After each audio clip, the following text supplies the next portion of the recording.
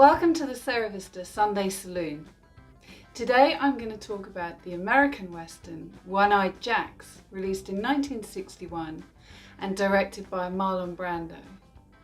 Afterwards I'll sing a song with a link to the movie.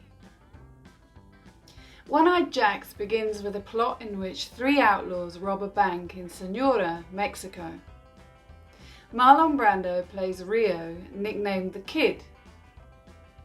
His partners in crime are Dad Longworth, played by Carl Malden, and Doc, played by Hank Warden.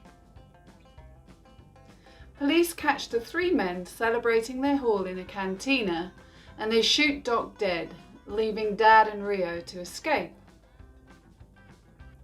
The two men become trapped in the desert with only one horse between them. With the rurales swiftly approaching, Rio hatches a plan in which Dad will ride on with the stolen gold and buy fresh rides for them both to escape on. Dad reaches a local corral, straps the swag to a fresh pony, and decides to leave his friend to his fate in the dust. Rio is captured and taken via the local jacalito, where he learns the truth about his betrayal by Dad. He then spends 5 years in a hard Sonora prison before making his escape.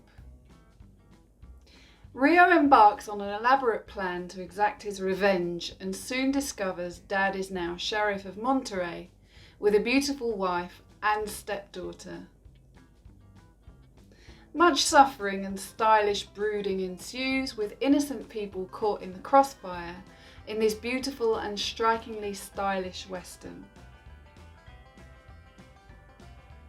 During One-Eyed Jacks, Brando seems to be using his Elvis-like charm, good looks and stolen goods to deceive and entice the women of the movie, including the young stepdaughter of his enemy, Luisa, played by Mexican actress Pina Pellicer in her only US film.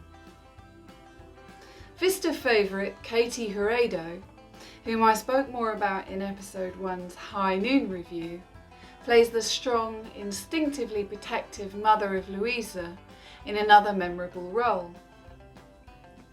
Hurado intervenes to protect her daughter, who falls for Rio's charms, and not only finds out she is expecting his child, but realises there is more to her stepfather's anger than meets the eye. In Brando's original version, he planned a more tragic ending for Luisa, who would have been killed by a stray bullet from her father's gun. Puerto Rican actress Miriam Colon plays the barmaid Redhead in One-Eyed Jacks. She rekindled her acquaintance with Brando again 5 years later to appear in the Appaloosa. She also played a part in a great many TV Western shows such as Gunsmoke, The High Chaparral, Have Gun Will Travel, Laramie, Bonanza, and also Better Call Saul, the spin-off series from Breaking Bad. Mexican actress and dancer Margarita Cordova plays the flamenco dancer the Kid rescues from a bully in the bar.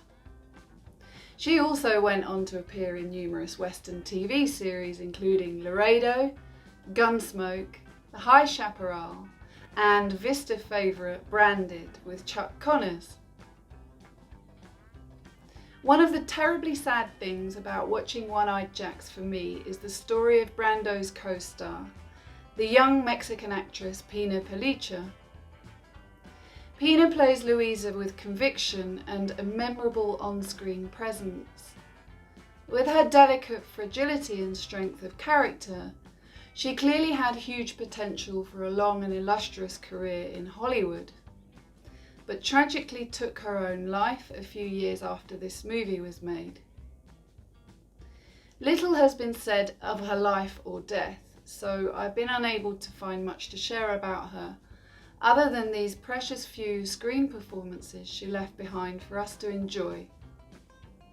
Thank you to Pina, pictured here in happier times during the shooting of Dias de Otono, a Mexican movie by Roberto Govaldon that translates in English to Autumn Days. There is a lot to discover about One-Eyed Jacks. The movie was originally based on this book called The Authentic Death of Hendry Jones, written by Charles Needham and based on the adventures of Western legend Billy the Kid. Marlon Brando and his father founded Pennybaker Inc., and this was the first and only production he was to direct. In gambling, the term one-eyed jacks refers to the jack of spades or the jack of hearts, both of which are seen in profile and thus only one eye is seen. Often referred to as the wild card, also implying the profile of a person showing the good side of themselves whilst concealing the dark side. The first choice of creative team for the movie was Stanley Kubrick for director and Sam Peckinpah, originally hired to write the screenplay. Pre-Wild Bunch and Pat Garrett and Billy the Kid, which is a little closer to the aforementioned book in storyline, and for which he reportedly used some scenes he originally penned for One-Eyed Jacks. Peckinpah was known at the time as a TV writer who'd worked on TV Western favourites such as Gunsmoke, The Rifleman and The Westerner. Apparently in no time at all, Brando fell out with both Kubrick and Peckinpah, having a particularly acrimonious fallout with Sam, and leading to Brando taking on the directorial role and appointing a succession of writers before settling on the new script. One-Eyed Jacks was apparently the last Paramount movie to be shot in my favoured VistaVision. Apparently utilising the VistaVision process back then cost 50 cents a foot, of which Brando shot a whopping 250,000 feet of film, bumping their $1.8 million budget up to $6 million. There is no doubt that Marlon Brando is one of the most iconic actors to have graced our screens, and he appears to have had a reputation as a complex and challenging character.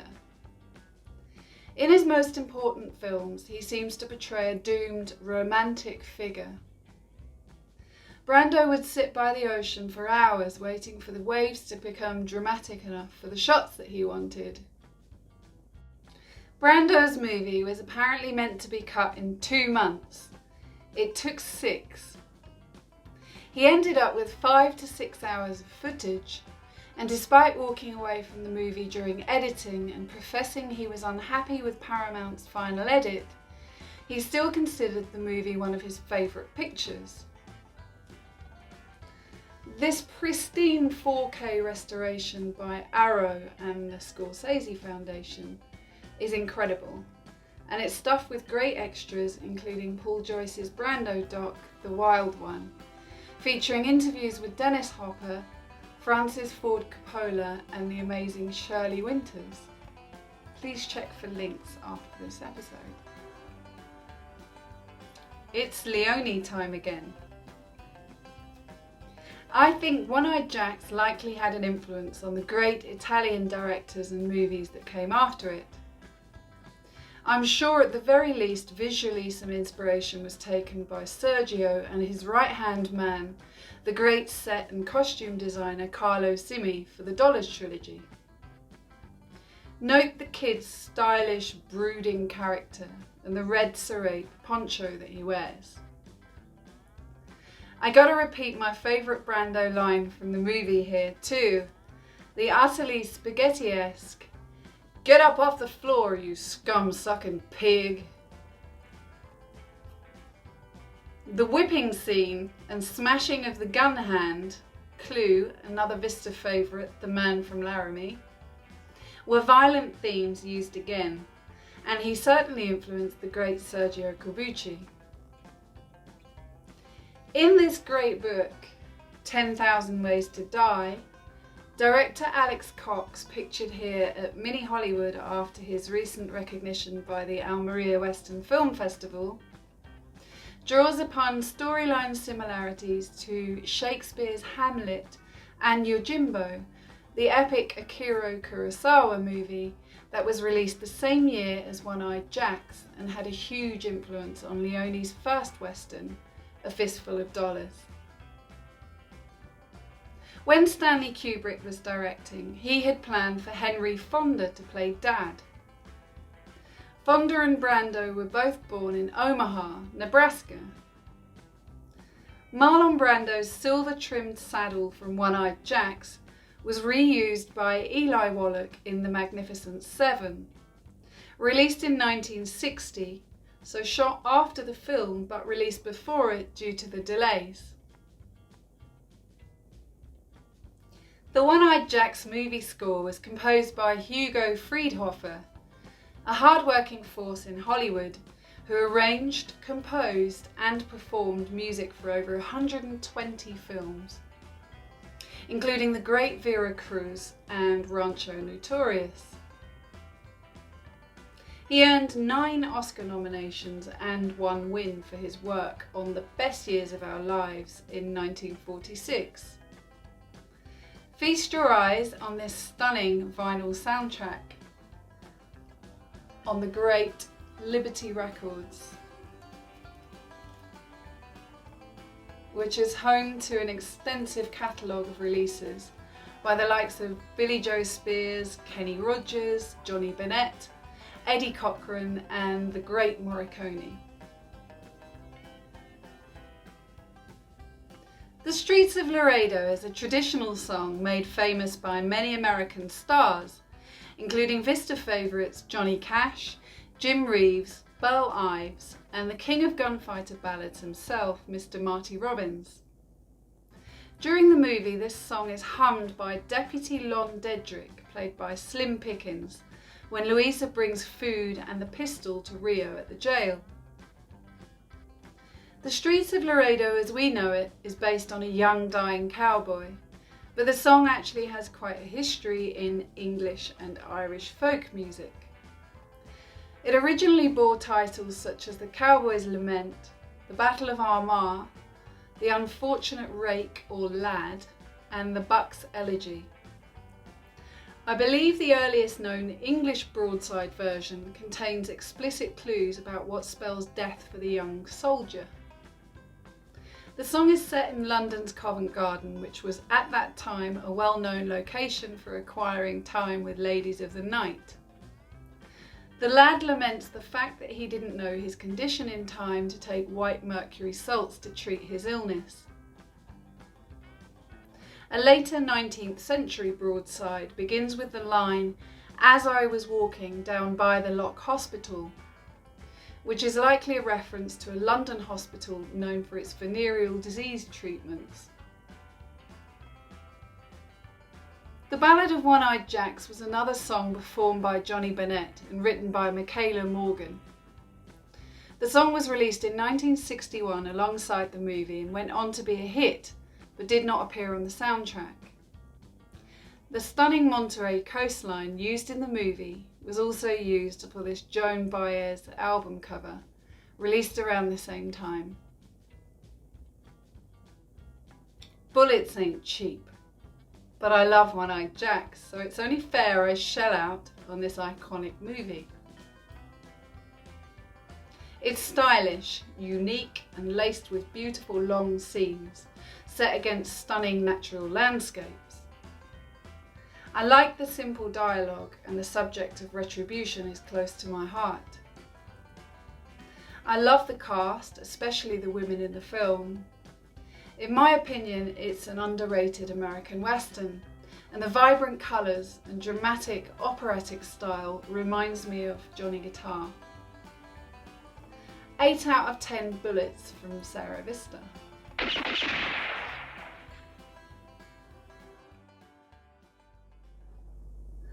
As I walked out in the streets of Laredo, as I walked out in Laredo one day, I spied a young cowboy wrapped all in white linen, wrapped in white linen that's cold as the clay.